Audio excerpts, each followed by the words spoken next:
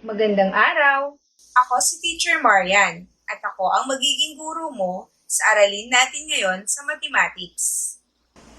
Bago tayo magsimula, iminumungkahi ko na kunin mo ang iyong module upang masabayan ang aralin natin ngayon. Maaari ka ring kumuha ng kwaderno o notebook upang maitala ang mahahalagang impormasyon na matututunan mo sa aralin natin ngayon. Sa pagsisimula ng ating aralin, pakinggan mo ang usapan ng magkaibigang Roy at Alice. Hello, Roy. Hi Alice, may problema ka ba? Palagi kasi akong nahihirapan sa asignaturang math. Ang aming huling aralin ay rounding numbers. Pero kahit ito ay madali, hindi ko pa rin naiintindihan. Hindi ko alam kung paano mag-round off ng numbers. Huwag kang mag-alala, tuturuan kita Alice. Salamat, Roy. Simulan na natin Alice. Sige.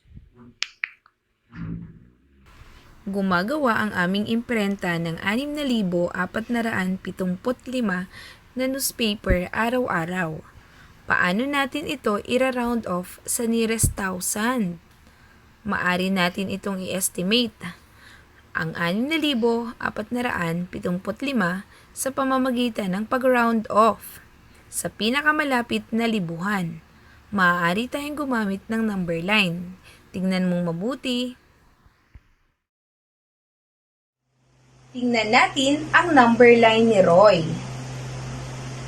Saan mas malapit ang 6,475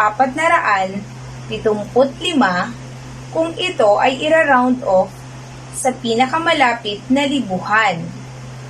Sa 6,000 ba? O sa 7,000? Tama! Mas malapit ito sa 6,000. Kaya, kung ira-round off ang 6,475 sa pinakamalapit na libuhan, ang sagot ay 6,000. Kapag pala ini-round off ang 6,475 sa pinakamalapit na libuhan o thousands, ang sagot ay 6,000. Tama ka, Alice. Bakit nga ba kailangan pang i-round off ang mga bilang? Nira-round off natin ang mga bilang upang mas madali itong matandaan o kaya ay mapag-usapan. Halimbawa, kaysa sasabihin kong ang aming imprenta ay gumagawa ng 6,475 newspaper araw-araw, pwede ko na lang sabihin ang aming imprenta ay gumagawa ng mga 6,000 newspaper araw-araw. Oo nga no, ang galing-galing mo naman, Roy. Salamat sa tulong mo, Roy. Walang anuman yon, Alice. Ngunit, paano naman ang pag-round off kung wala kang gamit na number line? Madali lang. Makinig kang mabuti. Kung ira-round off ang 6,475 sa pinakamalapit na libuhan, ang ating rounding digit ay 6 o 6. Sapagkat ang 6 ang may place value na libuhan. Kaya siya ang ating magiging rounding digit. Anong bilang ang nasa kanan ng rounding digit na 6? Tama! 4 ang bilang na nasa kanan ng ating rounding digit na 6. Kapag ang bilang sa kanan ng rounding digit ay 4 pababa, hindi magbabago o madadagdagan ang ating rounding digit. Gagawin mo lamang 0 ang mga bilang o digit na katabi nito. Kaya, kapag ni-round off mo ang 6,475 sa pinakamalapit na libuhan o thousands, ang ating sagot ay 6,000.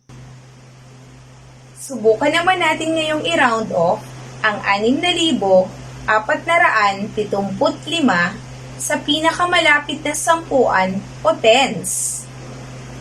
Ano ang ating rounding digit? Tama! Ang ating rounding digit ay 7, sapagkat ito ang may place value na sampuan o tens. Ano ang nasa kanan ng ating rounding digit na 7? Tama! Ang bilang 5 ang nasa kanan ng ating rounding digit na 7. At dahil 5 ang bilang nakatabi o nasa kanan ng ating rounding digit, magdadagdag tayo ng isa sa ating rounding digit. Kaya ang 7 ay magiging 8 at ang katabing digit nito ay gagawin na lang nating 0. Kapag ang katabing bilang ng ating rounding digit sa kanan ay 5 pataas, magdadagdag tayo ng isa sa ating rounding digit. At ang kasunod na bilang ay gagawin na lang nating 0. Kaya, kapag ini-round off mo ang 6,475 sa pinakamalapit na sampuan o tens, ang ating sagot ay 6,480.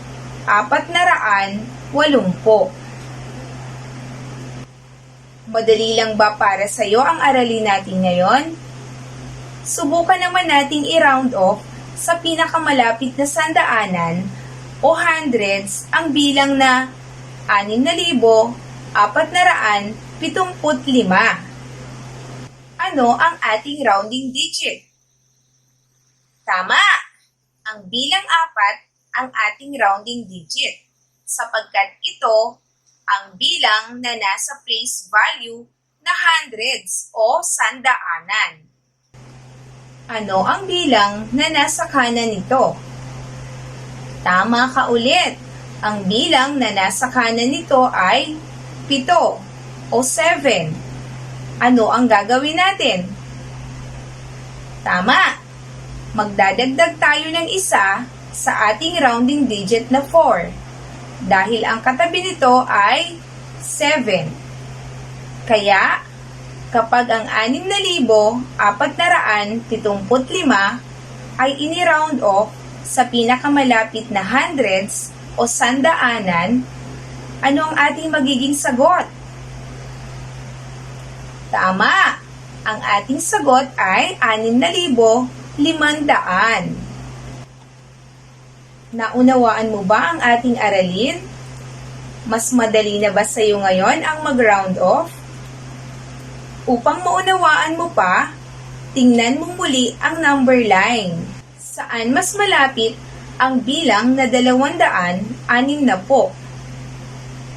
Sa 200 o sa 300? Tama! Ito ay mas malapit sa 300. Ngayon, buksan mo ang iyong module sa pahina ng pagyamanin. Tingnan natin kung masasagutan mo ang mga gawain. I-round off ang sumusunod na bilang sa pinakamalapit na sandaanan o hundreds. Una, 149. Ganito ba ang sagot mo?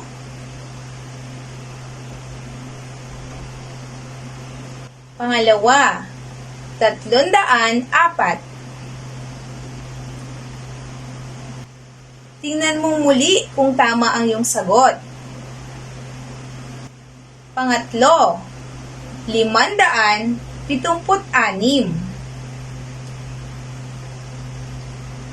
Tingnan mo nga kung tama ang sagot mo. Pang-apat, 269.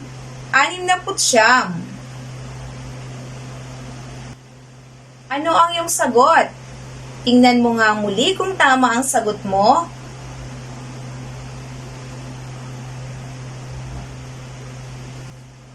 Panlima, 438. Ano ang iyong sagot? Mahusay! Tingnan kung tama lahat ang nakuha mong sagot. Kung tama lahat ang iyong sagot, binabati kita. Galingan mo pa sa susunod na gawain.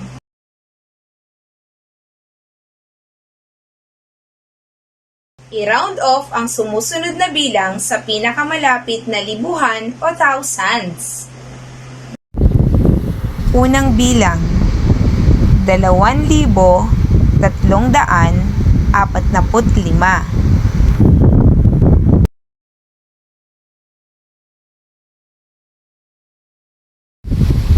Ano ang iyong sagot? Magaling! Ang sagot ay 2,000. Pangalawang bilang, 1,789.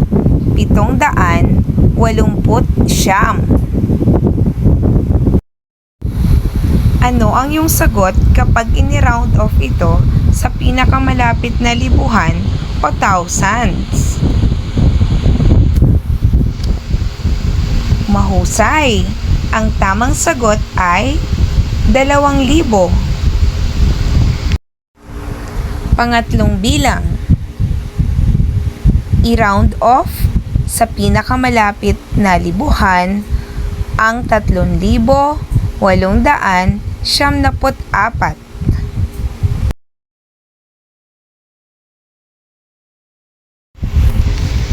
Kung ang sagot mo ay 4,000, tamang muli ang iyong sagot.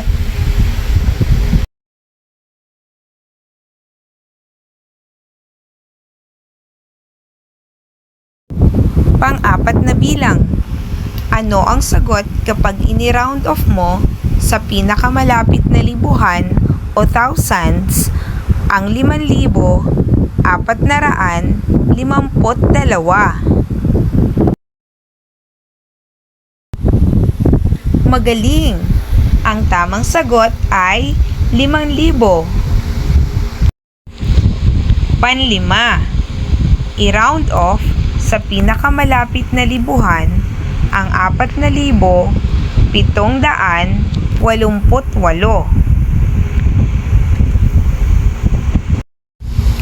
Ano ang iyong sagot? Kung ang sagot mo ay 5,000, tama ang iyong sagot. Tingnan mong muli ang iyong sagot. Nakuha mo ba lahat ng tamang sagot? Kung ganon, nakatitiyak akong natutunan mo ang ating aralin ngayong araw. Kung hindi naman, maaari mong balikan ang nauna nating halimbawa upang malaman mo kung saang bahagi ka nagkamali. Tandaan, sa pagre-round off ng mga bilang sa pinakamalapit na tens o sampuan, hundreds o sandaanan, at thousands o libuhan, mahalaga na alamin muna kung ano ang rounding digit. Kapag alam mo na ang rounding digit, tingnan ang bilang nakatabi nito sa kanan. Kung ang bilang sa kanan ng rounding digit ay 4 pababa, hindi magbabago o madadagdagan ang ating rounding digit. Gagawin mo lamang 0 ang mga bilang na kasunod nito. Ngunit, kung ang katabing bilang sa kanan ng iyong rounding digit ay 5 pataas, madadagdagan ng 1 ang ating rounding digit. At ang mga kasunod nitong bilang ay gagawin na lang 0. Madali lang ang mag-round off, di ba? Sana natutunan mo ang ating aralin ngayong araw. Ipagpatuloy mo na ang pagsagot sa iba pang gawain sa ating module. Hanggang sa susunod nating aralin.